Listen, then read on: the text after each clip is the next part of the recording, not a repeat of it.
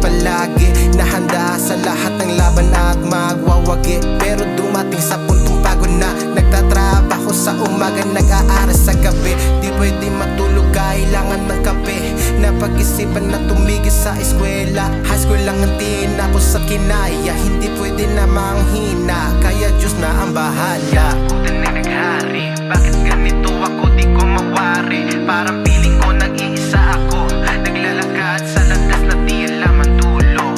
Ako'y napalingon sa kaliwa at kanan, hindi ko na alam ang aking nilalakaran. Para bang ang isip ko ay lumulutang, kasi ang daming problema at baon sa utang. Napag-isipan na pumunta sa Manila, Batang Mindanao sa sityo na si Lupa. Walang alam sa trabahong napasukan, isang malaking restaurant.